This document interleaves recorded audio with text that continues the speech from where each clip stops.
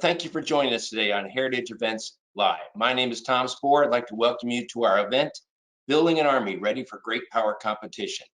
Well, the Army reports that they're aggressively preparing for great power competition by moving beyond incremental change and making transformational changes across the entire force.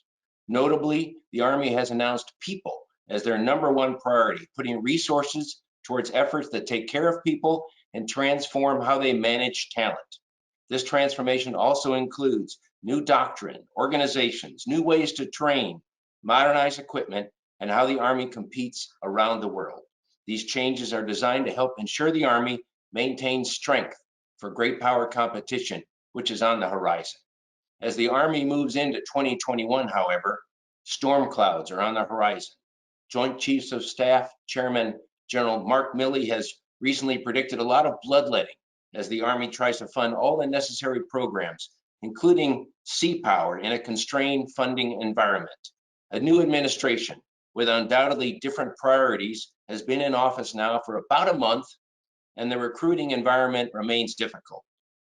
Today, we're honored to have General James McConville, the 40th Chief of Staff of the Army, join us to help understand the direction the Army is heading and what he sees as the major challenges and opportunities that lie ahead. We'll start off with me asking General McConville a couple of questions, and then we're going to turn to you, the audience, for yours. I remind you that you can enter your questions at the question tab on the GoToWebinar menu. And then I direct them to me and I'll put them right to General McConville. So we've got a great program. Let's drive on. At this time, I'd like to invite our guest, General McConville, to join us. Thank you, General McConville. We see you. By means of introduction, General McConville assumed duties as the 40th Chief of Staff on August 9th, 2019, after serving as the Vice Chief of Staff. He's a proud native of Quincy, Massachusetts, and a graduate of the United States Military Academy at West Point, and also holds a Master of Science in Aerospace Engineering from Georgia Institute of Technology. Among his many notable assignments, General McConville commanded the storied 101st Airborne Division in combat in Afghanistan and the 4th Brigade 1st Cavalry Division during Operation Iraqi Freedom. His key staff assignments include Army Deputy Chief of Staff G1 and the Chief of Army Legislative Liaison. So, General McConville, sir, thanks for being here. I'm going to go right into this first question. Normally, in March and April, the service chiefs are summoned to testify before Congress on the posture of their service. Last year's pandemic kind of disrupted those hearings. The Senate hearing for the Army was a paper hearing, whatever that is, and the House managed to get theirs in before everything closed down in early March. Was hoping you could preview for us what you think the major themes will be that you will share with Congress about the Army this coming year. Well, thanks, Tom, and it's great to be here today. And as you mentioned, really three major themes that we will be sharing. And #1 theme is people. And in the Army, people are our greatest strength. It's our most important weapon system, and we are investing in our people right up front. And #2 is really making sure that we're ready for today. We're not going to send any soldier into combat that is not ready, that's not highly trained, disciplined, and fit. And we're doing a lot of things in the readiness area to make sure that we have forward posture. We're building new organizations from Security Force Assistance Brigades to the Multidomain Task Force that's going to allow us to compete in this great power environment. And again, one thing I'd like to add, great power competition does not have to be great power conflict. And the way we avoid that is really through strength, through strength. And not only of our military, not only of our Army, but also the strength of our allies and partners. And that's why our global posture is so important. And third theme, which I think is absolutely critical, is we must transform the Army now. Every 40 years, I would argue or suggest the Army transforms. It did it in 1940. It did it when I came in the Army in 1980. Now we're in 2020, and we must transform the Army. And that's our 6 modernization priorities, but it's also new doctrine, it's new organizations, it's new ways that we're going to train, and it's a 21st century talent management system. Thank you, General. Excellent. So from day one, I have heard you say that people are your #1 priority. You and I came up in an Army not that long ago where the mantra was mission first, people always. And I know that's a change, and I'm interested on how you explain that change to soldiers in the Army. Yeah, it's, I take a look at our Army, and, really for the last 19 years, we've been heavily engaged in combat, specifically in Iraq and in Afghanistan. And we've asked a lot out of our people. And when I say people, I'm not talking just about soldiers. I'm certainly talking about soldiers, but I'm talking about soldiers from all three components. From the regular Army, but our Guard and Reserve are doing incredible things in the United States. They're also doing incredible things around the world. And we have these great Department of the Army civilians who work tirelessly to make the Army what it is. And then I take a look at our families who enable our soldiers to continue to deploy and to continue to do what they need to do. And finally, we don't want to forget our soldiers for life, our retirees and veterans who are all part of this great Army that we need. And when I look at it, I believe we get the people right. We get the right people in the right place. And we get rid of those corrosives that affect our people, whether it's sexual harassment, sexual assault, whether it's racism or extremism. We want to do everything we can to prevent suicides in the force. If we get the force right, everything else follows. Winning matters in the Army, and we win through our people, and that's why people are our number one priority. Excellent. So I know you and the Army have been working on your fiscal year 2022 budget submission for, I want to say, at least a year and a half. It's probably gone through the ringer, gone through a lot of things. I also know the new administration is taking some weeks, maybe some months, I'm not sure, to look at it. I know you can't talk about it either. And as a former chief of Army legislative liaison, you know that better than I do. But I'm interested from what you've seen so far, from what you can see around the edges. Are you happy with where you're at, or are you going to be able to continue Army transformation and Army modernization? Yeah, I think what we've done in the Army is we have a good understanding of what our priorities are. People, readiness, and modernization. And within each of those areas, we know where the trades are. And we've already made some tremendous trades, especially in the modernization areas. We moved billions of dollars into our six modernization priorities, our 31 plus 4 systems. And we are moving out very, very quickly. We've moved from an industrial age acquisition process to a much more 21st century process that we're working very well with industry. We're starting to get systems fielded in 3, 4, 5 years, which in the past was a 15-year program, and we're starting to see those things happen. And so we are aggressively moving out in getting after these systems. And what we have to show that every dollar that Congress gives us, we're going to use appropriately. Every person counts, every dollar counts. We're working very closely with industry. They're investing in the priorities. We've moved to a process where we come up with characteristics, vice requirements. That allows industry to be innovative and come up with ideas we may have not even thought about and get to a prototype very, very quickly. So I am pleased where we're going. We know that there may be some tough decisions, but we're prepared to make those decisions as we move forward. Just one other thing for programs, and I talk routinely to industry. If programs are not on cost, performance, and schedule, it's much easier to make those tough decisions. So we're asking everyone to realize the importance of fielding those systems and meeting the requirements that they said they could do. Excellent.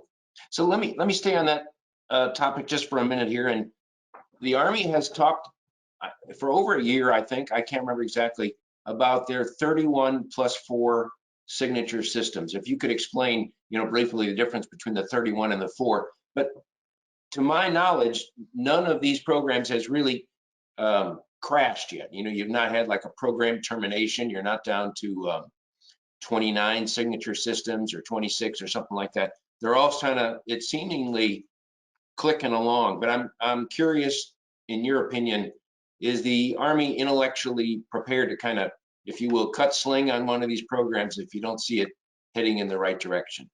Yeah, on the 31, I mean, it starts from I'll start with the 6 modernization priorities, and then we develop the 31 systems. But the +4 is really how we're pursuing hypersonics, which is under General Neil Thurgood. How we're pursuing mid-range capability, the ability to sink ships, and then also how we're looking at a laser capability and a high-powered microwave or directed energy type capability. So those are the kind of the 4 that sit there.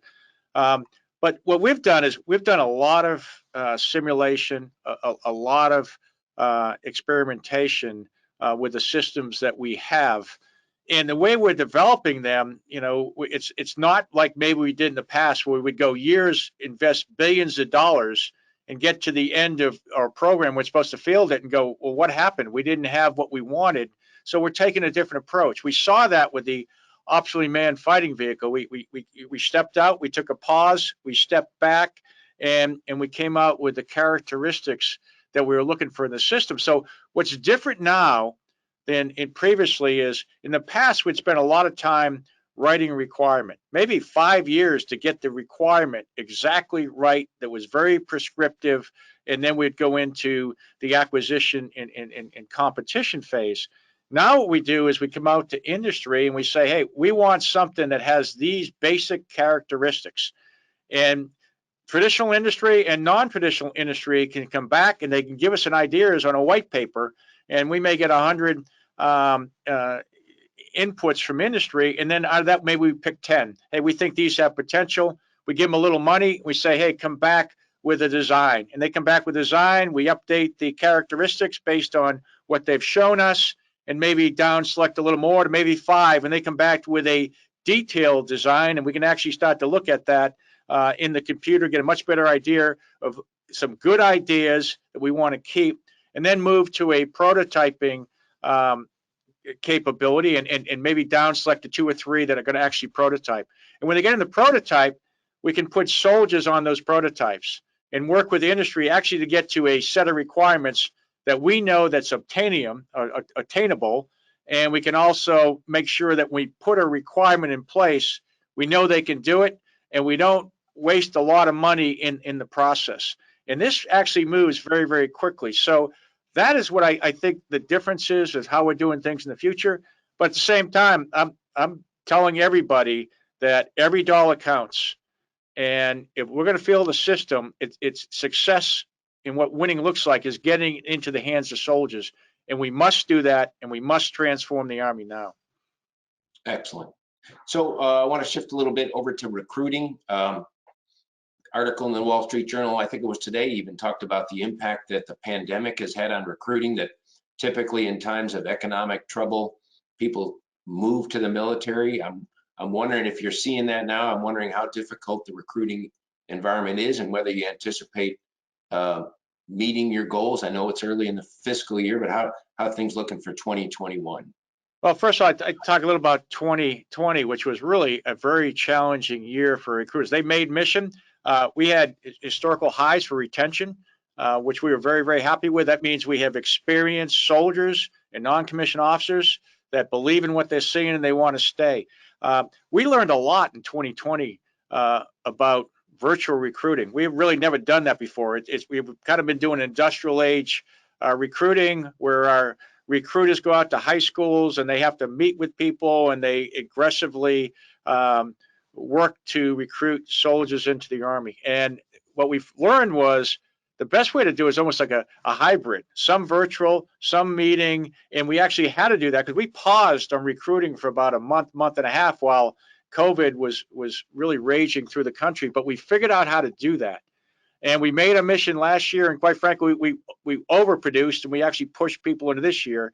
We're doing very, very well this year. And again, our retention is very, very high. And so we're pretty comfortable. We never want to be completely comfortable, but we're very pleased that there's extraordinary young men and women that are still willing to raise their right hand and come in the military. And we're very, very pleased that so many of our soldiers and our non-commissioned officers want to stay in the Army.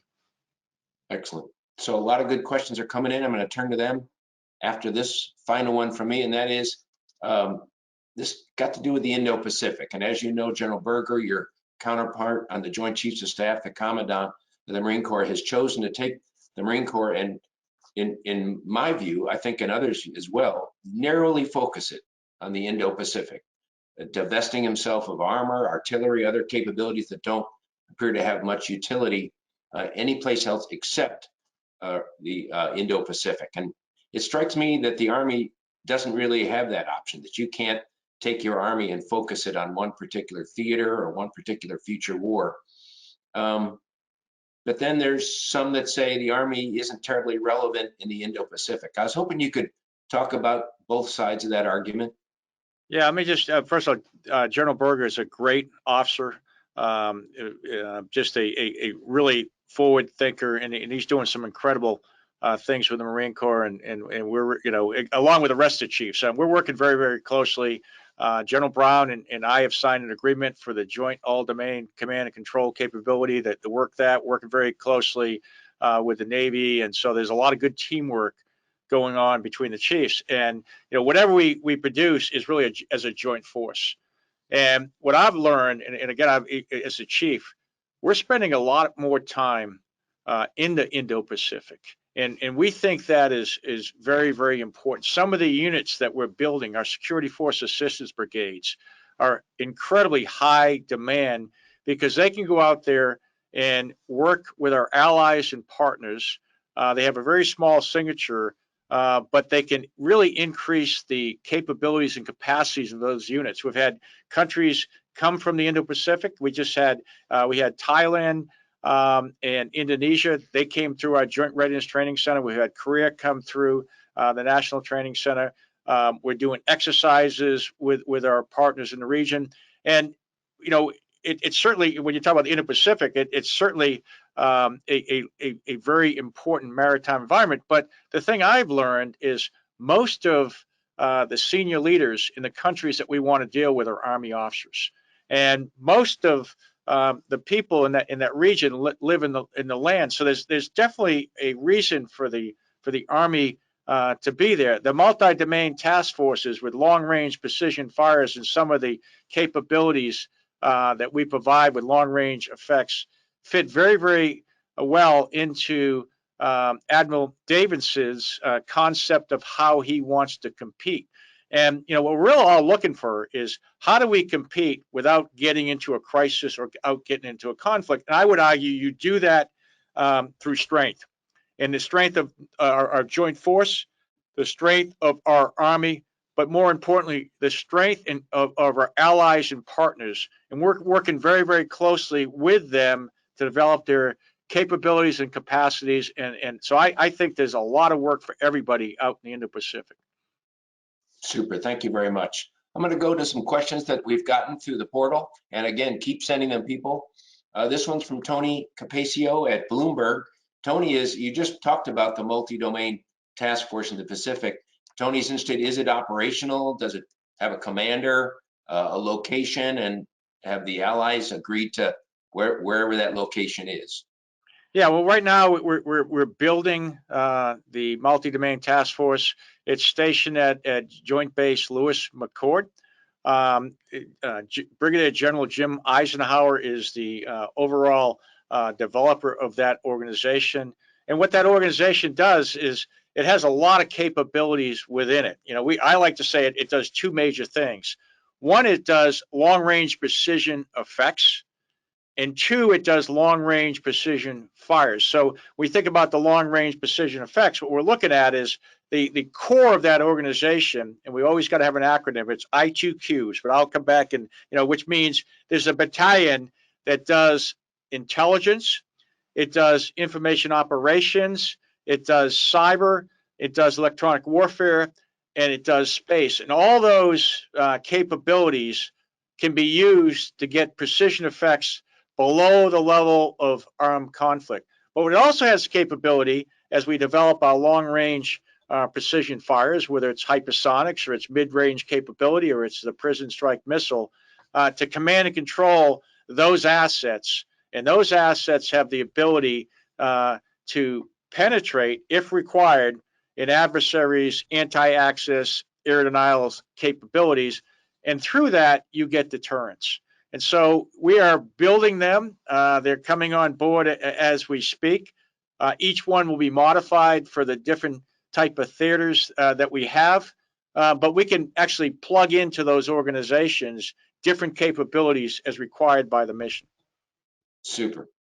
So next question is from Sydney Freeberg at Breaking Defense. And as you would expect, Sydney never asks easy questions. And this one is the Army willing to sacrifice end strength to preserve your readiness and modernization aspirations? And, you know, Sydney's follow-on question is, if you try and balance them all, if you try and keep them all, does the Army just salami slice itself to death? Well, that's what we're taking a hard look at. I think when I look at the demands for the Army, and we've done studies, we would like a much bigger Army. But what I have to do at my level is say, what can we actually afford? And we all get, as Sydney knows very well, a top line. And so as we go after, every program counts. And people say, well, you can't have everything. But what you can't afford to do is waste $1. And we put a lot of processes in place to make sure that we can modernize the Army. And we put a lot of processes in place to make sure that as we take a look at how we use our dollars when it comes to things like de-obligations, and it's interesting as you really get after and follow every single dollar to make sure you know where it's going. Also working very closely with industry, so they're investing along with us, and we've seen them do that very, very well, where they've invested a lot of their own money in the research and development and gotten very good results based on the characteristics that we've given them. But we're going to every single area and taking a look at where we can find the money to modernize them. I believe we absolutely must do that. At the same time, the end strength we have is what we need to keep. And we got to make sure that every one of those soldiers that we send into harm's way is trained. So we've got to maintain the readiness also. Thank you. So a great question here from Maureen Snook, who is a daughter of a West Pointer and mother of 2 Army officers. And so Maureen, I want to thank you for that. But Maureen asks, how do we alert our fellow citizens to the need for a transformed Army and the money and the necessary money and effort to meet that goal? Well, that's why we have these discussions. I've studied former chiefs of staff, and you always, we talk about no more task force Smiths, no more, losses at first battle. And these are tough decisions for people to make, because there's a lot of challenges or requirements on people's plates where we're going to spend the money of the nation. But what we have to do is, I believe we exist in an era of great power competition. And, and that great power competition is with China, and it's with Russia. They are modernizing their forces. And I believe that the way we keep the peace, which is what everybody wants, is through strength. And if I've studied history, when the military has not been strong and the Army has not been strong, that is when most likely when people are going to try to take advantage of the situation. And that's when you end up in wars, and that's when you end up having challenges in first battles. We never want that to happen. And we as chiefs have got to make the argument, and hopefully those arguments, people believe in what we're trying to tell them, and we can afford the defense of this nation. Thank you. Next question comes from Jeremy Martin, and Jeremy's asking about how important is speed and increased range to Army operations in the Indo-Pacific. And when he talks about those things, I think to the future long-range assault helicopter that you guys are developing with I know it's not a requirement, but a characteristic of vastly increased range and speed over the Black Hawk. Yeah, I think that's a great question. I think the future is all about range and speed. And so when I talk about range, certainly in our vehicles, certainly in our aircraft. I don't even call them helicopters anymore, because the things that we're developing, the aircraft that we're developing, are not helicopters, because you really can't get to the the speed and range we want with a typical helicopter because of aerodynamics. So we're very pleased with what industry is coming up with. There's two different configurations. They're both cutting edge. They both provide some very innovative techniques to get after the speed we need, whether it's in the Pacific or other places around the world in that range.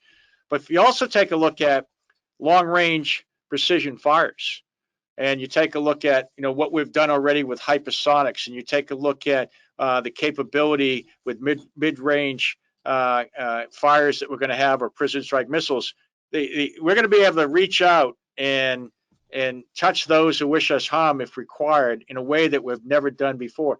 The other thing I mentioned about speed, it's just not the speed of the aircraft or the vehicles or the long-range precision fires. What it really is the speed of tying sensors to artificial intelligence to the right shooters is where you get the lethality that we're after. We have a project called Project Convergence. This is what it's all about. It ties the whole joint force together, and we can quickly move data from one system or sensor to another system, and then make sure we have the right shooter that can quickly engage targets. We just ran a experiment or a campaign of learning out at Yuma. We called it Project Convergence 20. We're going to do one in 21. But we're taking times from 15 to 20 minutes and getting that down to 15 to 20 seconds. And so the speed is in how fast you can move data from one sensor to another shooter in the right shooter very, very quickly. And we see that lethality and that speed as is the future of how we're going to fight. Excellent. General, we've got a couple of questions from people that are interested in Russia. One from Sydney Freeberg, we've talked a lot about the Indo-Pacific, but you still have this very different and very more traditional role in Europe to deter Russia. And then Maureen Snook wants to talk about Russia and maybe even Arctic threats and how that, well, I guess whether or not that presents a challenge to the Army to kind of address both those threats simultaneously. Yeah, let me talk. I'll go to Europe, then we'll go to the Arctic. We got a very strong relationship with military to military with NATO. We just stood up a four-star command under General Chris Cavoli, U.S. Army, Europe, Africa. That's given us the capability to really tie together that region in a way that we haven't been able to do before. We just stood up our 5th Corps.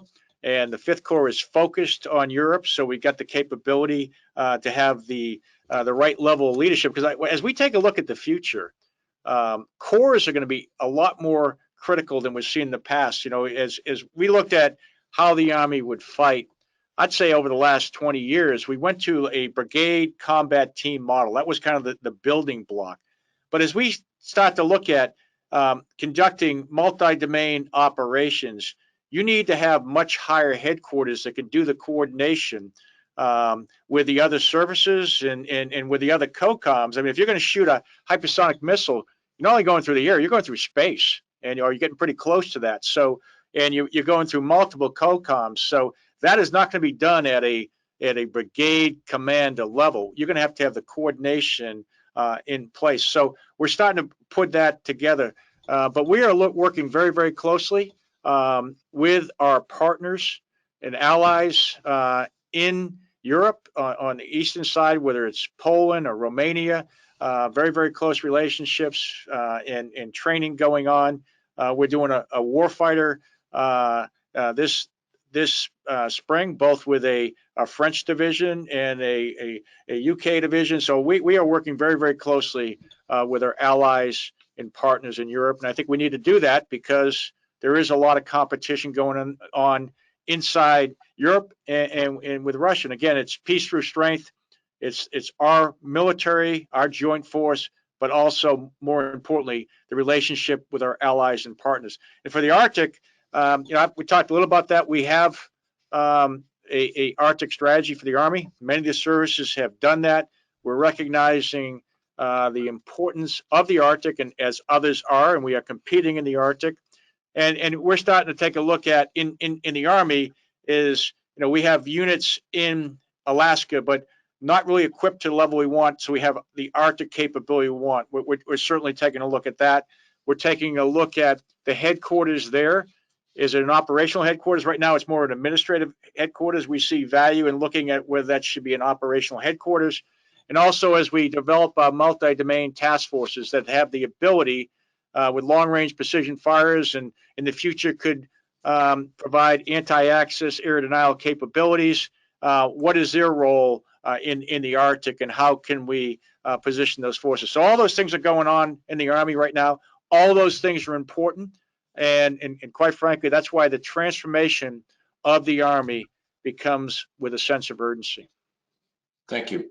A couple of questions, General, about the Joint All-Domain Command and Control system or strategy. I think it's more of a strategy than a system, or JAD-C2 as some people refer to it. One person, Patrick Tucker, asked, are you comfortable with where that's heading? Is there a danger that the Air Force is going to potentially push their data standards on everybody else? And just a sense, people are curious about whether you're comfortable with where the Joint Staff is heading on that project. Yeah, I am. I mentioned it earlier, but General C.Q. Brown and myself, as Chief of Staff of the Air Force, we actually signed an agreement, to get after those type things, to make sure that, as we bring the joint force together, we're all going in the same direction. And, we all share the same vision. We all want to be able to pass data. We understand the importance of it. One thing we did add to the agreement was a C. And so not only is it a joint all-domain command and control, it's a combined joint all-domain, because as I talk about to our allies and partners throughout the world, and especially in our priority areas, they do not want to be left behind. So as we build this system, we want them to be part of it, and they want to be part of it. But what is really coming down is recognizing that each service has perspective from where they sit. When we talk about numbers of, if you're the Air Force Chief of Staff, you're worried about a couple thousand planes. We're worried about 1 million people on the ground. So, the scale and complexity of that may drive us to different solutions. So that's why we're getting together. We've stood up what we call it. We have a capability up at Aberdeen where we can test systems out. So we actually have a joint. We got an acronym for it. I should know what it means. But anyways, what it does is it allows us to take all these different systems and check them before we actually go out to a place like Yuma or go out to one of the training areas. But we are learning how to communicate with all our systems so we get the value of convergence. And I think the joint all-domain command and control system is really important to making that happen. Thank you. A question or two about roles and missions between the services. One individual asked, that has been controversial in the last year or so about the Army's new capabilities that you're going to have to conduct long-range precision strikes. There's also been a concern expressed that in times of resource constraints in the Pentagon, in some cases in the past, the services have kind of started to covet what other people have, and there's been a little fratricide, if you will, or even cannibalism or something like that. I'm wondering if you're seeing, because we could be on the edge of one of those periods where resources become very scant, whether you're seeing that, whether that's going to provoke a roles and missions discussion. Over.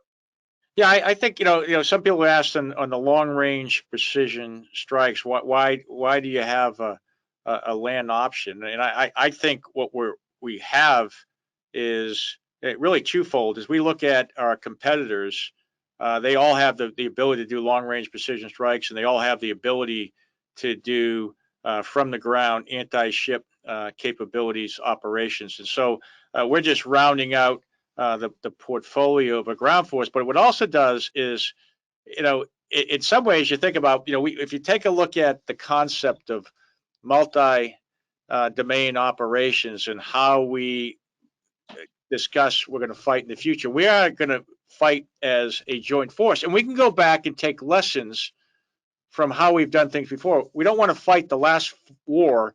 We want to win the next one, but you go back to Desert Storm. And there was a penetration mission done to begin Desert Storm. It was done by Apache helicopters with then Lieutenant Colonel Cody, opening up a gap in the Iraqi integrated air and missile defense system that allowed the air war to go forward.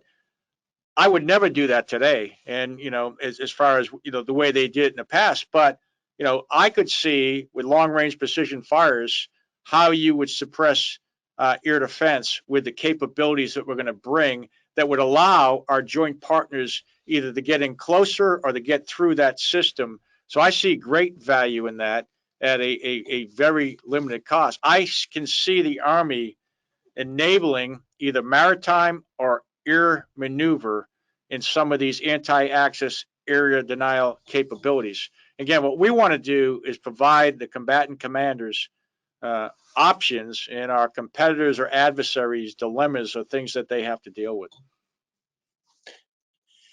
I think your staff mentioned to me that you had a COVID update today with Secretary of Defense Austin, and I know in the last 48 hours or so, there's been some announcements that the military was deploying active duty forces to help with COVID vaccinations. I heard about a 222 person team and a smaller one. I have to believe the Army is right in the midst of that because I think the Army has most of the medical assets in the Department of Defense. Can you talk to A, Sure. what you guys are doing, and then B, is there an impact on readiness, on military readiness when you take these people out of their formations? Yeah, let me take on at least from the philosophically from where at least how I look at it. The Army exists to protect the nation, against all enemies, foreign and domestic. And right now we have this domestic enemy, this invisible enemy called COVID.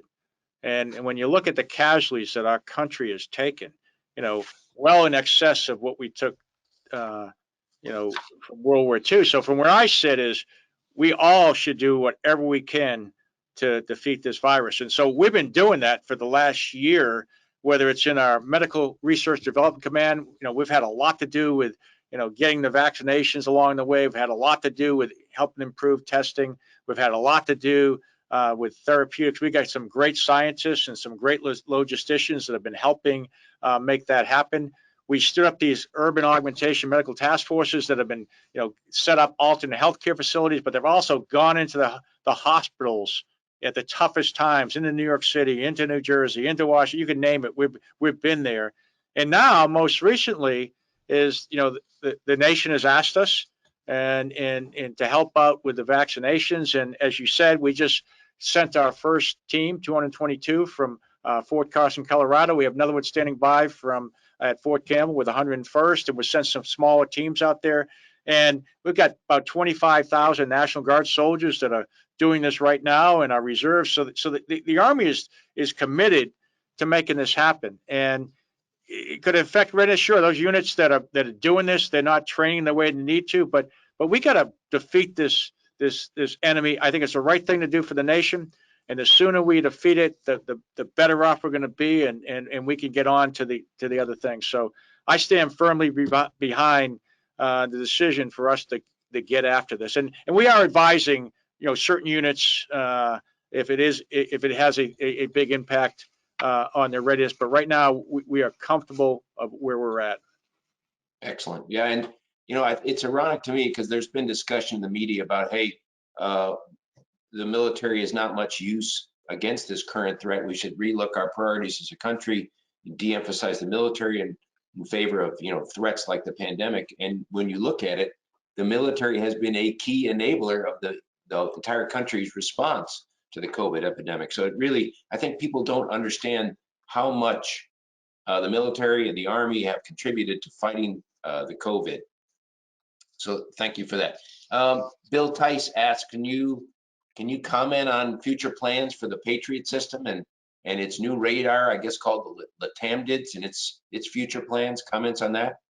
Well, I can just tell you that our air and missile defense is in tremendous demand around the globe, and we're always looking for more efficient, innovative ways to tie our sensors and more capabilities. So LTAMs, and again, we're not getting in front of decisions to be made, but we're looking for increased capability to sense, and that's what the radars do.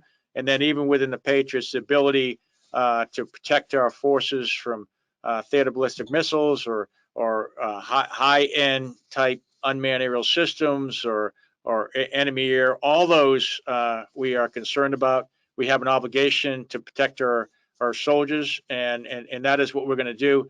But more importantly, what we're looking for is innovative ways to tie in radars, call them sensors, so you don't have just one radar for one system. They can pick it up, and then it becomes a question of what is the actual arrow that you want to use based on the system that is coming in. You know, we see the future concern. You know, you start looking at unmanned aerial systems. You know, you want to make sure you have a value trade-off. You don't want to be shooting at a multi-million-dollar missile at $100,000 UAS, or you have to learn to deal with swarms of smaller unmanned aerial systems. And there's going to be a whole bunch of things we have to look at in the future. So what I can say is, you know, there's a bright future for air and missile defense, but it'll be across a spectrum that will deal with lots of problems.